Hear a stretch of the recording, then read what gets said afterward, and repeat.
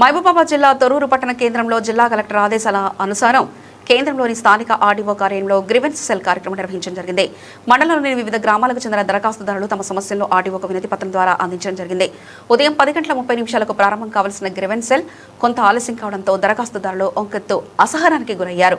ఈ సందర్భంగా దరఖాస్తుదారులు సంయుక్తంగా మాట్లాడుతూ ఆర్డీఓ కార్యాలయంలో ఏర్పాటు చేసిన గ్రీవెన్స్ సెల్కు తమకు ఉన్నటువంటి సమస్యలను దరఖాస్తు చేయడం జరిగిందని, తాము చేసుకున్న విజ్ఞప్తులను అధికారులు స్పందించి వెంటనే పరిష్కరించాలని అధికారులను కోరారు.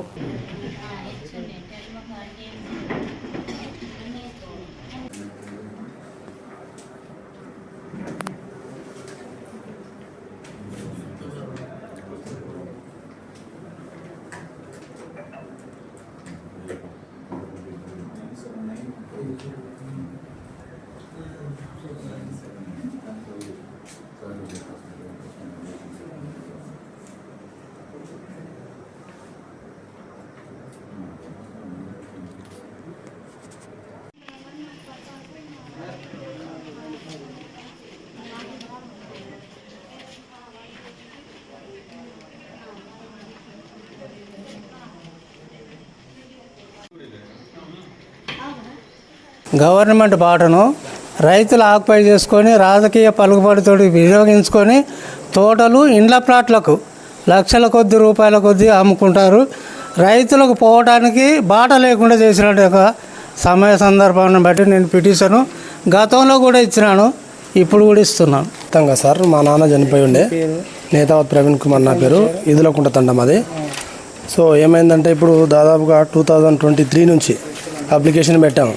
కలెక్టర్ కూడా అప్రూవల్ ఇచ్చిండ్రు, అమౌంట్ కట్టిన తర్వాత కూడా ఇక్కడ మండల ఆఫీస్లో లెవెల్ ఏంటంటే వాళ్ళు ఈ వారసత్వంగా అయితే లేదు అని చెప్పి సతాయిస్తున్నారు. మా మదర్ ఒక ఆమె మా నాన్న పేరు మీద ఉంది. పెద్దవంగర మండలం కొరిపల్లి గ్రామ పంచాయతీలో ఎన్ఆర్ఈజీఎస్లో జరిగిన అవకతవకల గురించి మేము సార్కు విన్నవించడానికి వచ్చినాం.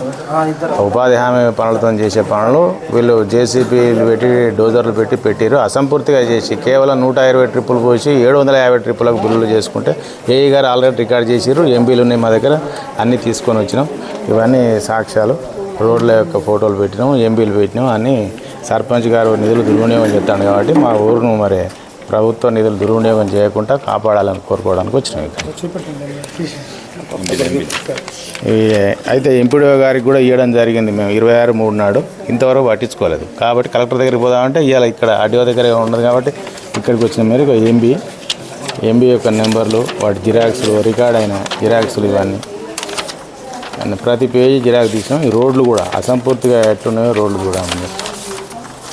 ఇదేం పోయలేదు, ఒకటి డోజర్తోని జేసీబీతోని సాఫ్ చేశారు వీళ్ళు. ఇక అదే పోయలేదు అయినట్టు మరి రికార్డ్ చేసుకున్నారు. ఆల్రెడీ ఎంబీ రికార్డ్ అయిపోయింది. మేము ఆల్రెడీ ఇక్కడ ఎంబీ ఎంత రికార్డ్ అయింది ఏం కథ కూడా మేము ఇలా రాసినాం ఆల్రెడీ. కాబట్టి ప్రభుత్వ నిధులు దుర్వినియోగం కావద్దు. ఎన్ఆర్ఈజీఎస్ ప్లస్ ఉపాధిలో కూలీలు వాళ్ళకు కల్పించాలి. ఉపాధి కల్పించలేరు. ఉపాధి కల్పించకుండా వాళ్ళు మిషన్ ద్వారా చేసి అవి కూడా అసంపూర్తిగా చేసి పూర్తి బిల్లును ఏఈ గారు చేస్తున్నారు. మరి ఇట్లా ఏఈ గారు ఫోన్ చేస్తే లేపడు. అసలే మాకు ఎలాంటి సమాధానం చెప్పారు. 3 నెలల నుంచి మేము చూస్తున్నాం కాబట్టి ఇక్కడ న్యాయం జరుగుతుందని వచ్చినాం. కొరిపల్లి గ్రామము, మా కొరిపల్లి గ్రామంలో ఐకేపీ సెంటర్ నడుస్తున్నాయి. ఆల్రెడీ ధాన్యం కొనుగోలు జరుగుతుంది. ధాన్యం కొనుగోలు జరిగిన తర్వాత పిమ్మట మిల్లర్లకు పోయినాక అక్కడ కటింగ్లో పేరుతోటి 2 కిలోలు 3 కిలోల దాదాపుగా చేయడం జరుగుతుంది. రైతులు ఏం చేయాలో తెలియక వాటికి కూడా ఒప్పుకొని ఇబ్బందులు పడవలసిన కర్మ ఏర్పడ్డది. ఆ కటింగులు లేకుండా చూసే బాధ్యత గవర్నమెంట్ తీసుకోవాలని రైతుల తరపున కోరుకుంటున్నాం. గ్రీవెన్స్ సెల్కు వినతి పత్రం ఇవ్వడానికి వచ్చినాం. లారీల కొరత కూడా ఉన్నది. అకాల వర్షం వల్ల కూడా ధాన్యం కొంచెం తడవడం అది జరగడం జరుగుతుంది.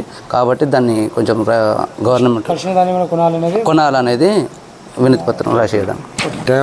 నాకు వృద్ధా పింఛన్ కావాలి సార్. నడవట్లేదు, కాలు ఆగమాగమైన వ్యవహారం. దవాఖాన చేసినా కానీ ఎక్కడ పెన్షన్ కోసం దరఖాస్తు ఎరికైతే సార్. వెంకట్రాములు పింఛన్ కోసం దరఖాస్తు ఏమో చేసినా కూడా ఎక్కడ ఎప్పుడు చెప్తారు.